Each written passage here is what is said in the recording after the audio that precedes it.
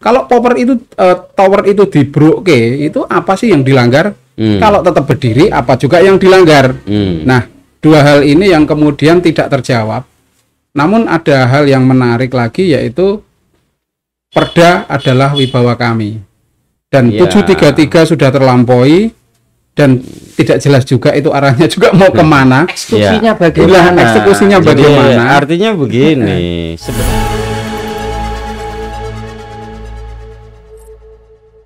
Assalamualaikum warahmatullahi wabarakatuh. Selamat datang Kang Soleh dari Pemerhati.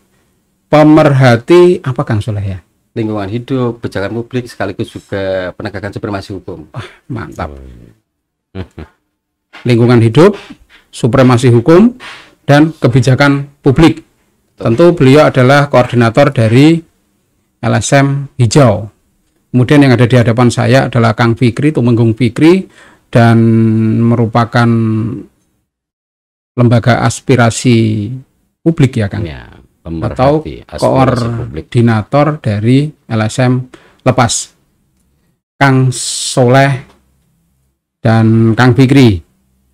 Sebentar lagi kita memiliki Mall Pelayanan Publik MPP.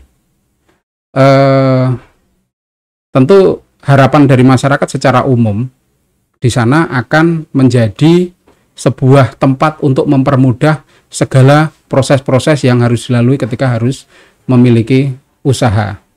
Pripun Kang menurut jenengan? Ya, saya pikir melihat tujuan awal dibangunnya MPP ini tentu akan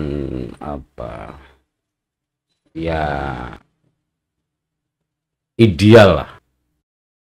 Akan tetapi ketika kemudian nanti ketika sudah aktif hanya sekedar gedungnya saja, akan tetapi kinerja dari seluruh yang terlibat perizinan itu tidak bisa merubah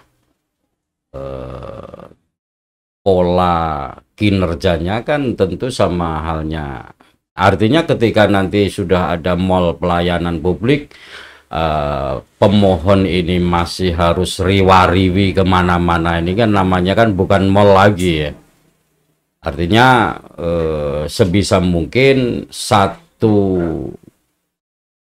layanan itu bisa selesai di mall itu, karena sebelumnya kan kantor perizinan pun kan juga sudah ada labelnya satu atap ya. Betul.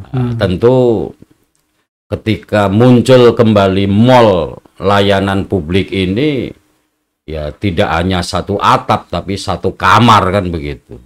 Artinya jangan sampai dibangunnya MPP ini hanya sekedar gugur wajib, karena ada program dari Kementerian Dalam Negeri, diharapkan setiap daerah ini memiliki mall publik. Jadi munculnya MPP itu seperti jamur di musim penghujan. Jadi ya mungkin kepentingannya hanya kebetulan ada nomenklatur yang bisa menjadi judul dan titik saja, tanpa dan itu harus betul-betul disertai dengan SDM supaya prinsip yang kemarin mungkin kalau bisa dipersulit kenapa dipermudah. Menarik. Ya, nah, setelah ada mall pelayanan publik, tentu kalau bisa dipermudah kenapa dipersulit. Nah, ini saya tertarik dengan apa yang sampean sampaikan, dan tapi saya perlu tahu dulu pendapat dari Kang Soleh ini. Saya malah begini Kang ya. Jadi mall pelayanan publik ini menjadi suatu kebutuhan sebenarnya di dalam rangka mensikapi kemajuan tentang tata berbangsa dan bernegara dalam hal penyelenggaraan negara untuk melayani masyarakat secara cepat, tepat, dan terarah. Inilah yang menjadi tujuan utamanya. Sehingga nanti ketika masyarakat kepengen terlayani secara maksimal itu bisa tercover dalam mall pelayanan publik tersebut. Ya itu kan harapan ya. Harapan ya. Harapan. Jadi tujuan didirikannya. dan tujuan dari pemerintah MPP pusat seperti tadi. itu dalam membuat suatu nomenklatur peraturan itu agar masyarakat ini akan menjadi raja. Artinya rakyat menjadi raja dapat terlayani oleh birokrasi dengan baik tanpa harus berbelit-belit di sana. Tapi cuma sayangnya gini kan tadi Kang Fikri sudah menyinggung kan. Artinya kalau bisa dipersulit kenapa dipermudah? Dan itu menjadi sebuah apa ya? Sesuatu yang melitik bagi saya bahwa apakah sistem birokrasi yang dulu terjadi sampai sekarang ini seperti itu sehingga ataukah harus nanti munculnya sebuah kesiapan-kesiapan yang nantinya memang membawa ekspektasi masyarakat yang merupakan bagian daripada kebijakan masyarakat itu bisa terwujud dengan baik. Artinya semua hajat hidup masyarakat, hajat publik ini bisa tersampaikan terus dengan cepat dan tepat waktu gitu kan. Nah, saya tertarik dengan apa yang jenengan sampaikan berdua. Namun kita tarik satu saja karena di MPP ini kan tentu akan banyak pelayanan yang akan dilayani di sana. Betul. Kita satu saja misalnya terkait dengan izin mendirikan bangunan ya. Izin mendirikan bangunan dan beberapa hal yang kebetulan kita ikuti ya, saya sama Kang Fikri salah satunya bagaimana bangunan itu kemudian berdiri dulu, izin baru diurus. Nah, kemudian terjadi polemik, kemudian jadi kemana-mana. Salah satu hal yang saat ini kita juga ikutin yaitu tentang tower yang ada di Desa Bulung Cangkring. Saat kita bersama Ketua DPRD di sana disampaikan bahwa belum pernah ada izin masuk, bahkan beberapa kali kita di Kesbangpol sama di Satpol PP itu belum ada izin masuk. Kalau menurut Kang Soleh tanggapannya aku. Jadi kalau saya Kang Fikri kan harus ngikutin terus gitu. Jadi lebih menariknya lagi gini lagi Kang. Tidak ada sih perusahaan yang kepengen apa ya mengeluarkan pembiayaan lebih besar dan mengeluarkan waktu kinerja yang lambat, itu kan tidak kepengen. Mereka kepengen menjadi sesuatu yang dilakukan itu terlayani dengan simpel, walaupun kadang-kadang apa ya akan berlawanan dengan arus tentang pelanggaran hukumnya itu akan terjadi, itu kan dugaan pelanggaran hukumnya. Berarti ada pelanggaran hukum di sana? Nah, saya melihat seperti itu kan. Jadi kemarin kan kami juga sempat berbincang ke Kang Fikri waktu ngopi di bawah bambu Kang ya, tentang tower itu sendiri kan. Kebetulan Kang Fikri menjadi salah satu pendamping dari warga yang komplain saat itu kan. Cuma saya mensikapinya itu hanya faktor tataran teknis mengenai apa ya proseduralnya seperti itu kan yang dipersoalkan Kang Fikri. Nah, saya malah bukan ke sananya lagi. Justru ini ada dugaan tentang pelanggaran Kang mengenai izin lingkungan. Karena ada perlu diketahui bahwa tower sudah berdiri Kang. Iya, tower memang sudah berdiri. Jadi perizinan itu kan adalah sebuah dokumen Kang. Pembangunan. Artinya di sana dugaan pelanggaran sudah melekat Kang. Dan di dalam hal tentang proses perizinan ini meliputi persyaratan-persyaratan yang nantinya harus dicukupi, diantaranya adalah mulai izin lingkungan sampai ke dokumen-dokumen lingkungan hidup yang saya duga saat ini pun masih saya katakan bodong lah, belum ada sesuai dengan proses kami ke lapangan, belum ada sosialisasi terkait dengan penyusunan dokumen yang nanti melibatkan masyarakat maupun pemerintah desa setempat. Artinya di sana itu di dalam hal penyusunan dokumen itu akan memberikan hak dan kewajiban bagi masyarakat ketika nanti terjadi suatu hal yang menyangkut force majeure itu kan, sehingga masyarakat ini merasa terlindungi. Makanya saya katakan bahwa pemerintah itu selalu memberikan sebuah menginterpretasi undang-undang di dalam rangka melindungi hak-hak setiap warga negara, betul kan? Tapi cuma yang jadi persoalan adalah tingkat pelaksanaannya inilah masyarakat harus bisa cerdas, bisa mau mengkritisi ketika terjadi suatu penyimpangan.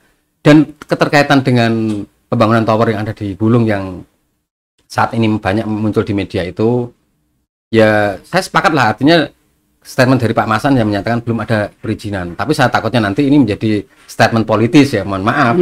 Jadi kan orang politis juga kan, sehingga dalam hal itu saya hindari kan, karena politis itu selalu identik dengan kepentingan. Saya lebih tertarik dengan hal yang sifatnya real gitu kan, sesuai dengan alur tentang pelaksanaan dan tatanan regulasinya itu sendiri gitu. Dan dugaan itu kami sikapi memang sebagai seorang pemerhati lingkungan hidup maupun pemerhati kebijakan publik sekaligus juga pemerhati penegakan supremasi hukum. Itu tadi bahwa kalau memang kami nanti menemukan sebuah bukti kuat terjadi suatu pelanggaran tindak pidana, ya tidak segan-segan kan kami akan melaporkan hal ini pada penegak hukum, karena bagaimanapun lembaga kami mempunyai apa ya, leg spesialis di bidang lingkungan hidup, di mana bila terjadi sebuah pelanggaran keterkaitan dengan izin lingkungan yang merupakan pelanggaran berat terhadap kejahatan lingkungan hidup, maka ranah kami adalah ke proses hukum itu sendiri. Dan terlepas siapa yang terlibat, nanti urusan penyidik kan, artinya ketika kami sudah melangkah ke ranah laporan gitu. Tapi sejauh yang diketahui Kang Fikri ya, memang dari proses awal yang ketika pertemuan kita juga ada di sana, sampai sejauh ini langkah mereka yang sudah dilakukan apa kan? Yang jenengan ketahui itu. Artinya yang mereka lakukan siapa? Perusahaan mungkin ya, atau kalau yang lebih tepat sih yang selama ini kemudian menjadikan warga itu kemudian tidak berkenan gitu kan. Ya, saya pikir nih persoalan apa izin apapun ya, ini kan intinya ada uang, ada kuasa. Jadi ketika kita bicara tentang perizinan organisasi OPD perangkat daerah itu sebenarnya kan hanya sebatas mengumpulkan berkas saja. Akan tetapi penentu kebijakan tetap ada di satu orang, yaitu bupati. Ketika kemudian kita cermati bahwa soal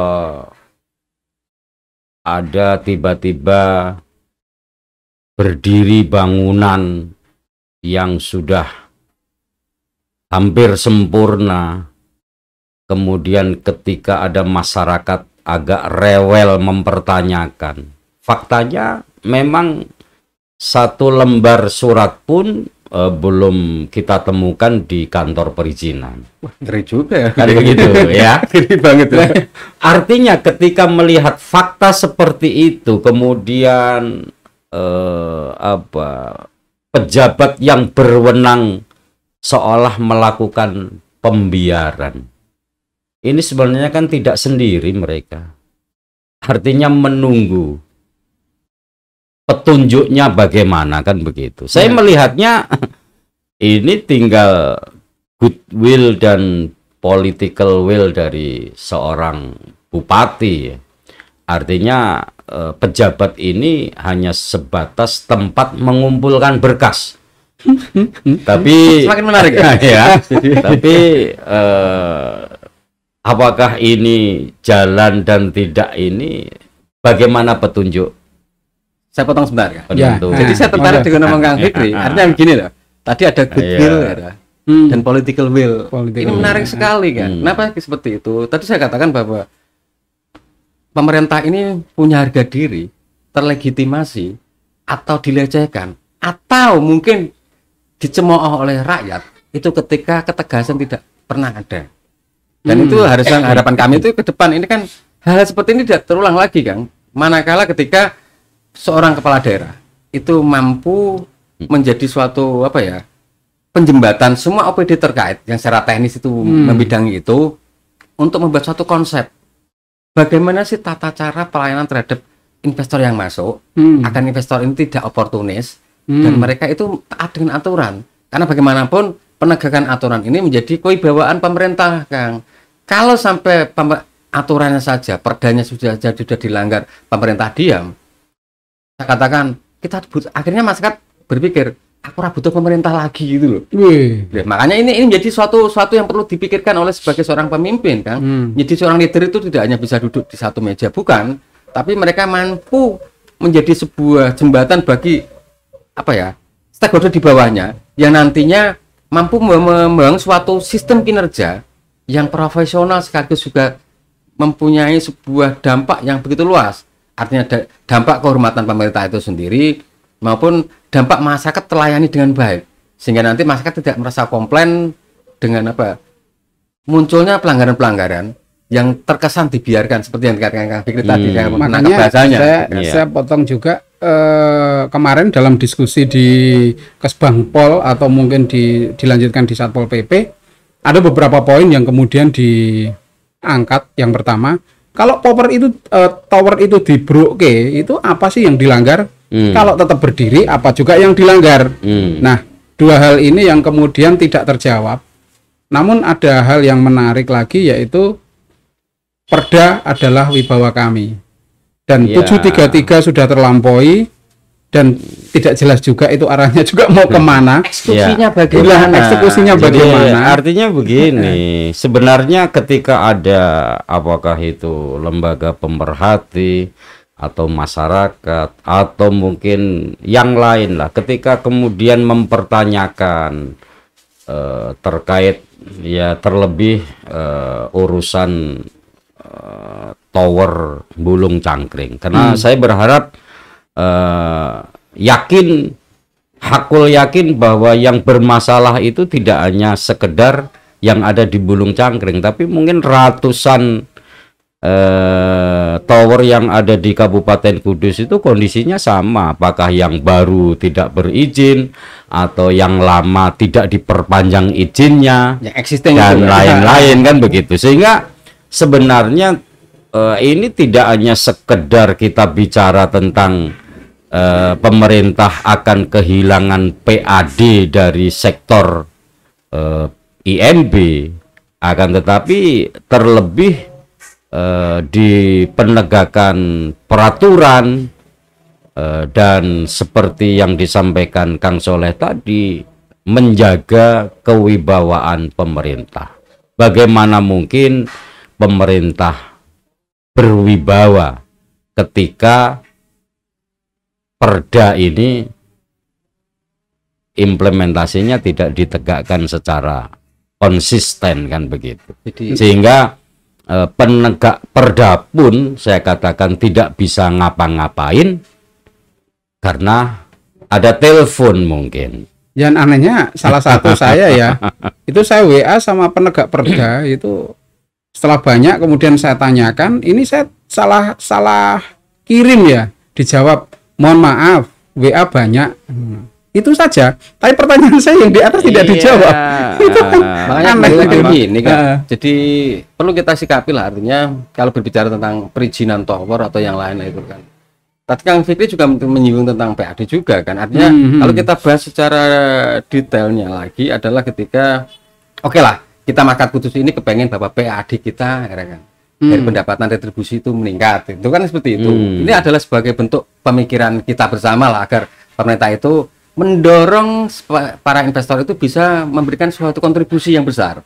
Cuma jadi persoalan adalah tadi saya katakan bahwa ketika pemibawaan itu sudah tidak ada kan, sehingga para investor maupun para perusahaan itu cenderung akan kalau bisa tidak saya bayar, kenapa harus kami bayar, itu kan pajak-pajak itu kan. Jadinya inilah yang menjadi satu poin yang harus kita sikapi, adalah kewibawaan pemerintah itu diwujudkan dalam satu tindakan kan. Harusnya ketika sudah tadi kalau kita berbicara tentang tower, salah satu contohnya kan di Bulung kan, sudah ada SP kan ya, 1, 2, 3 7 hari, 3 hari, 3 hari. Tapi eksekusinya tidak pernah ada.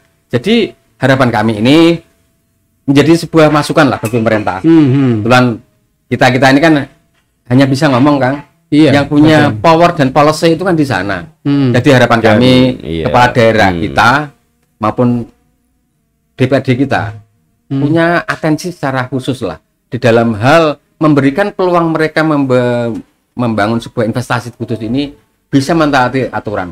Bagi pelanggar, yang utama Kang Fikri, harus ada tindakan yang tegas, sehingga nanti ketidaktegasan ini menjadi presiden buruk yang berkepanjangan. Setiap investor yang masuk, halah perdanya saja tidak dilaksanakan, tidak ada sanksi. Ini kadang-kadang juga keterbatasan personal, keterbatasan anggaran menjadi alat legitimasi mereka untuk tidak melakukan apapun ketika ada memang pelanggaran. Keterbatasan kepekaan mereka ini yang kami butuhkan. Ya makanya saya pikir begini Kang Soleh, terkait dengan misalnya ada perusahaan dari luar daerah masuk ke Kudus, kemudian mereka membangun dengan gagahnya. Ini sangat tidak mungkin tidak ada disposisi. Entah siapa yang mendisposisi. Yakin itu. Karena faktanya bahwa ada masyarakat yang geger, kemudian OPD terkait juga sudah menyatakan bahwa itu memang sama sekali tidak izin, dan institusi yang diamanati oleh undang-undang untuk menegakkan peraturan daerah pun sudah secara normatif melakukan tugas pokok dan fungsinya sesuai prosedur, sesuai perbub. Akan tetapi ketika kita bicara di tingkat eksekusi, nah ya, yang menarik ya. Ini saya kembali lagi tadi, karena di sektor perizinan apapun itu ada uang, ada kuasa. Nih, saya jadi lagi gini Kang Fikri. Jadi ini sangat menunggu goodwill dan political will dari seorang bupati. Nah, saya malah gini Kang ya, kita berandai-andai lah tentang teori kejahatan. Mohon maaf. Ini bukan kita ngajari orang untuk jahat, bukan, ya kan? Tapi artinya gini, dari sebuah teori kejahatan itu adalah ada dua momen Kang, namanya niat dan kesempatan. Ya kan? Ketika niatnya untuk jahat sudah ada Kang. Dan perlu diketahui rata-rata kan gini Kang, orang berusaha kepengen dapat untung Kang, sehingga nanti memudahkan mereka bisa eksis, tapi kalau bisa mungkin tidak bayar pajak dan yang lain, itu kan menjadi tujuan mereka. Kesempatan, dan kesempatan ini ya menjadi masalah ketika tadi saya katakan bahwa sense atau kepekaan daripada birokrasi kita yang tidak membuat suatu pola sistem ini dimanfaatkan oleh mereka. Dan mungkin justru tanda kutipnya lagi, apakah ada oknum-oknum ya kan yang memang memanfaatkan kesempatan itu sendiri. Artinya hal inilah yang menjadi catatan, apakah mungkin kita ini berekspektasi ke depan bahwa munculnya mall pelayanan publik ini bisa secara maksimal dan optimal pelayanan publiknya itu sendiri tanpa menimbulkan jejak-jejak sebuah dugaan pelanggaran itu kan.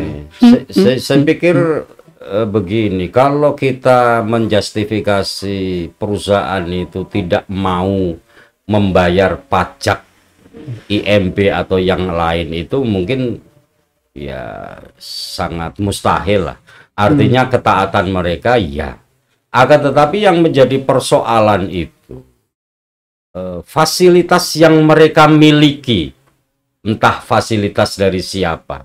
Artinya boleh membangun sebelum izin itu ada di tangan ini loh, yang memicu komunikasi transaksional itu yang ini. Ya nek, mungkin nanti bakalnya ya tetap ono IMB, tapi sepakat gini kan. Fasilitas mereka belum punya izin apa-apa terus dong wani ngadeg iki lho sing memberikan disposisi ku sapa gitu loh. Ini kita sikapi dengan apa ya? Dengan cepat dan lugas. Artinya begini kan. Oke lah, kita sepakat bahwa nanti semua investor ini akan taat dengan aturan, betul kan? Ya. Kita harus tapi satu hal lagi bahwa ini menjadi suatu kebiasaan buruk kan, yang tidak pernah terselesaikan ketika yaitu munculnya pola-pola tanpa peka, sehingga ada suatu pembiaran tadi kan, sehingga pelanggar itu dibiarkan, sehingga memicu investor lain itu untuk niru Kang. Kalau saya melakukan investasi di Kabupaten Kudus ini tanpa gangguan saja kok, izinnya nanti juga tidak apa-apa. Kadang-kadang sampai tower berdiri sekarang Kang, seperti ada yang di Desa Lau dan mungkin yang lain itu tanpa izin tuh masih sudah beroperasional. Makanya harapan kami ini kan menjadi catatan lah, artinya tingkat pelanggaran-pelanggaran ini supaya nanti semua organisasi pemerintah daerah yang secara teknis nantinya turut serta di dalam proses perizinan ini menyiapkan diri Kang, ya kan, dari sisi SDM maupun konsep pola kinerja nantinya disiapkan, sehingga nanti Kudus ini selain juga pro investasi, tapi kita tidak membiarkan investor-investor nakal itu masuk ke Kudus itu loh. Kudus ini bukan lahan yang enak bagi investor nakal. Kenapa? Sepanjang nanti kita ini masih ada, kita akan selalu mengkritisi mereka. Tapi sisi lain yaitu tadi, kita hanya bisa bersuara Kang, tapi kita tidak punya power untuk policy. Sehingga kita berharap nanti Bapak kita ya selaku kepala daerah, juga Bapak kita yang di DPRD itu mempunyai niatan apa ya? memberikan sebuah kewenangannya secara mutlak ini bisa memberikan rasa kehormatan bagi pemerintah itu sendiri, sekaligus bisa memberikan suatu pola nyaman terhadap masyarakat keterkaitan dengan pelayanan, sehingga siapapun masuk Kudus kita welcome, tapi tolong hargai kami karena Kudus ini punya aturan, punya kewibawaan, jangan diganggu. Dan ini yang menjadi kerja kita bersama. Artinya pemerintah sendiri tanpa pengkritisan masyarakat juga akan seperti itu Kang Fikri, karena kita dihadapkan dengan birokrasi yang seperti inilah. Artinya dari dulu sampai sekarang peningkatan kinerjanya hanya itu tanpa sebuah inovasi bagaimana membangun konsep di dalam pelayanan ini bisa terlayani dengan cepat, tepat dan terarah, sehingga investor nyaman, masyarakat juga nyaman gitu kan. Jadi padahal TPP ora kalong ada Pak Fikri. betul. Iya, ya artinya ketika kita bicara tentang tugas pokok dan fungsi OPD, bahkan mungkin yang lebih tinggi lagi seorang bupati, ini sebenarnya kan kinerja mereka itu secara internal ada yang mengawasi, ada lembaga yang mengawasi di internal mereka sendiri. Satu contoh misalnya inspektorat. Ini sebenarnya ketika membaca bahwa schedule untuk ngurus satu izin misalnya selesai dalam 10 hari, tiba-tiba prakteknya ini bisa lebih 1 bulan, artinya inspektorat itu berhak untuk menegur OPD yang tidak tepat memberikan layanan kepada masyarakat kan begitu. Apalagi ini ketika tiba-tiba ada bangunan berdiri, masyarakat sekitar belum tersosialisasi itu bangunan untuk apa. Kalau soal kompensasi sebenarnya tidak terlalu lah, misalnya mereka dapat 1 juta untuk 10 tahun itu 1 hari berapa, kan tidak sebanding dengan beban psikologis mereka. Artinya ketika belum ada tower, mereka kelon anak iso turu berksek nyaman, tidak pikiran. Tapi ketika di belakang rumahnya, di depan rumahnya ada bangunan seperti itu, apalagi musim penghujan, pada akhirnya kan ngeloni bocah kan jadi tidak nyaman. Cuma gini Kang, ini kan menjadi catatan ini loh juga, yang gini menjadi loh, Kang, persoalan itu. bahwa hukum tertinggi itu kan keselamatan rakyat. Jadi pemerintah bisa melalui satu sikap. Dan ketika terjadi hal yang kemarin sudah seperti itu, saya harapkan ke depan nanti gini loh. Dalam hal pembangunan tower itu sendiri, yang utama adalah satu sistem tata kota kita yang kita benahi Kang. Karena kita lihat ya Kang, kota Kudus yang hanya sempit, luasannya sekitar 42.000 sekian hektar itu kan, towernya sudah ratusan, sehingga menjamurnya tower ini juga akan mengganggu kenyamanan masyarakat tinggal itu kan. Harusnya ada suatu kajian khusus Kang dari pemerintah yang nantinya bagaimana sih membangun tower itu tidak di tengah pemukiman Kang, sehingga masyarakat nanti tidak terbebani rasa ketakutan. Beban psikologis ini kan tidak hanya dirasakan 1-2 hari Kang, artinya mulai dari proses berdiri sampai jangka panjang pun masyarakat sekitar akan kena dampak, ketakutan tidur atau yang lain kalau mereka nanti takutnya terjadi sebuah kecelakaan. Tapi yang jadi persoalan adalah tanggung jawab pemerintah agar mampu melindungi masyarakat ini bagaimana itu kan.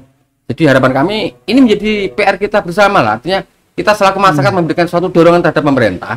Tapi mohon maaf, pemerintahan sendiri bukan pemerintah saja loh. Artinya DPR juga punya kepentingan selaku lembaga yang mengawasi kinerja pemerintah. Jadi sinergitas antar di dalam instrumen pemerintahan ini, bagaimana sih menciptakan sebuah tata aturan dan konsep tentang mulai dari tata kota sampai ke hal-hal keterkaitan kenyamanan masyarakat tinggal ini bisa terjaga. Kita berharap kan kita bukan untuk itu diri sendiri kan, tapi untuk seluruh masyarakat Kudus, sekaligus untuk anak cucu kita di kemudian hari itu. Ya. Baik. Oke.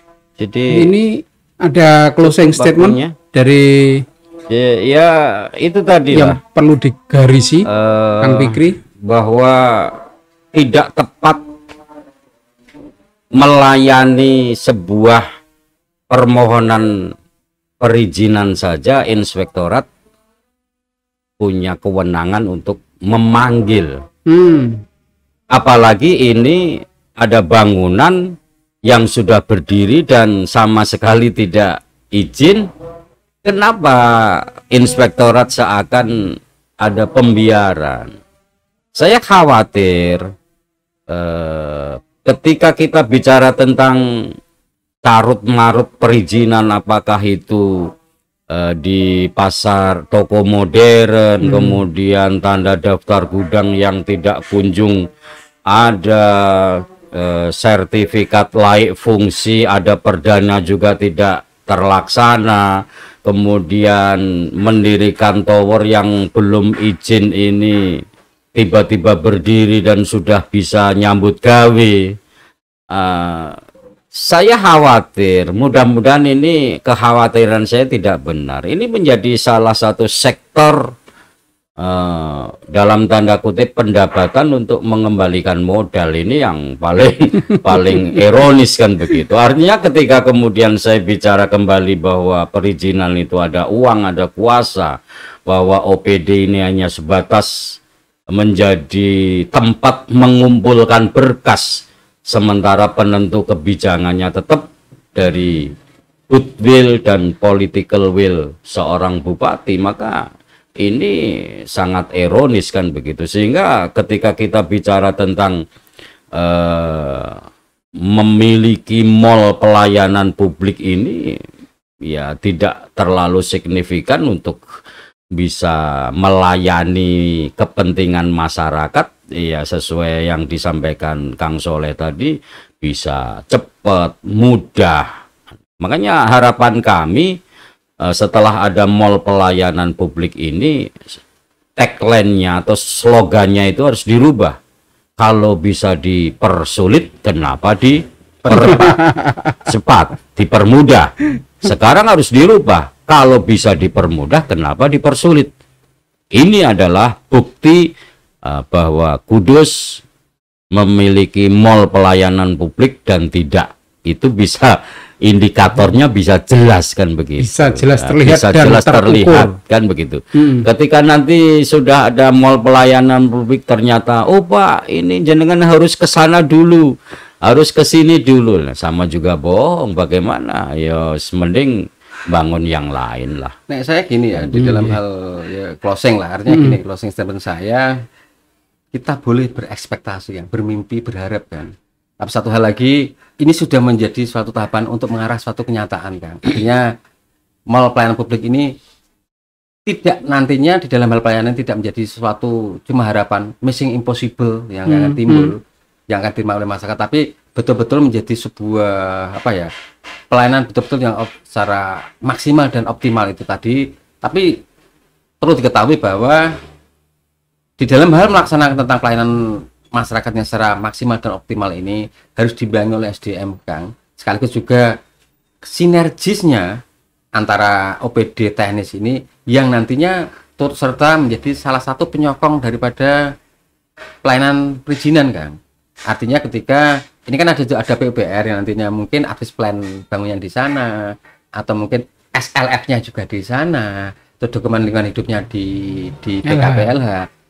Harapan kami ada sebuah pola Kang yang diciptakan oleh seorang pemimpin. Tadi kembali lagi bahwa muaranya akan kepada leader, kepala daerah ini bisa membuat suatu pola agar MPP atau mall pelayanan publik ini betul-betul bisa menjalankan kewajibannya dengan baik, dengan suatu sistem yang sudah diatur dan terarah tadi, sampai bagaimana menciptakan masyarakat terpuaskan akan hal kepuasan pelayanan itu sendiri. Kepuasan, indeks kepuasan publik ya. Dan harusnya dari sekarang sebelum gedung ini diresmikan, ada suatu kajian atau mungkin nanti ke arah ini Kang, sebuah pola apa sih yang diinginkan masyarakat tentang pelayanan itu sendiri seperti apa, sehingga suara masyarakat itu nanti ditampung, nanti di dalam aspirasi rakyat yang sudah tertampung ini menjadi sebuah apa ya, hal yang perlu dirumuskan. Bagaimana sih menciptakan sebuah pola pelayanan terpadu yang betul-betul bisa memadukan kepentingan masyarakat. Iya, kalau saja misalnya saya jadi bupati, menyikapi keberadaan tower Bulung Cangkring yang memang nyata-nyata, kalaupun misalnya ada dukungan persetujuan warga ini dipaksakan setelah tower itu berdiri. Nek saya malah gini kan lagi begitu. Kang Fikri. Sebentar. Kemudian tidak selembar surat pun melayang ke kantor perizinan. Oleh karenanya, misalnya saja saya jadi bupati, maka bangunan yang kondisinya seperti itu pasti akan saya perintahkan untuk membongkar. Karena ini tidak hanya pemerintah daerah kehilangan PAD dari sektor IMB dan yang lain, kemudian penegakan aturan main, yang tentu yang paling penting adalah menjaga kewibawaan seorang bupati. Jadi nek aku jadi bupati nih, tak perintah ke bongkar. Ya, lagi-lagi Kang mengenai saya sepakat Kang Fikri tadi ya, bahwa sebisa mungkin bagi bangunan-bangunan pelanggar ratakan. Kenapa seperti itu? Ini mencerminkan kewibawaan pemerintah, agar pemerintah ini tidak dilecehkan oleh siapa saja. Ketika pemerintah membuat suatu aturan ternyata implementasinya, pelaksanaannya kosong, maka masyarakat tidak percaya lagi dengan pemerintah. Iya, jadi ketika harus dirubuhkan. Ketika mengikuti, jangan pakai alasan loh Kang. Ketika kita mengikuti sikap dari penegak perda yang selalu ngeles ya, itu artinya kan menunggu petunjuk. Nah, saya malah gini ya, Pak. Setahu saya Kang, alasan yang paling yang menjadi kebiasaan buruk itu adalah kurangnya tenaga ahli. Kalau kepengen merubuhkan tower itu, besok tak kirim tenaga ahli, sih kan? Tidak perlu mengeluarkan duit. Tukang rosok kan, belum bongkar rosok kan selesai. Betul. Oke, ini sebuah pertemuan yang menarik dari dua tokoh pemerhati aspirasi publik ya, yang kemudian bisa kita simpulkan. Yang pertama adalah besar harapan masyarakat Kabupaten Kudus terhadap berdirinya mall pelayanan publik, di mana nanti seluruh pelayanan yang menjadi tolok ukur dari kemudahan investasi di Kabupaten Kudus bisa terjawab di sini. Yang artinya kalau bisa sebelumnya memang sudah mengarah ke sana. Kekurangan SDM ataupun kekurangan hal-hal yang menjadi ukuran untuk terbangunnya sebuah pelayanan yang memadai, tentu itu sudah bisa dirumuskan melalui banyak kajian. Kemudian yang berikutnya adalah bahwa aturan apapun ketika kemudian tidak ditegakkan secara maksimal, itu akan mengganggu wibawa pemerintah daerah, khususnya ketika kita berbicara di ranah daerah kabupaten. Di sana adalah ada perda, kemudian ketika kemudian faktor penegakan perda dipertanyakan oleh masyarakat, artinya di sana juga kewibawaan pemerintah tidak bisa berdiri dengan kokoh. Saya Erwin Santoso dari podcast ISK. Assalamualaikum warahmatullahi wabarakatuh.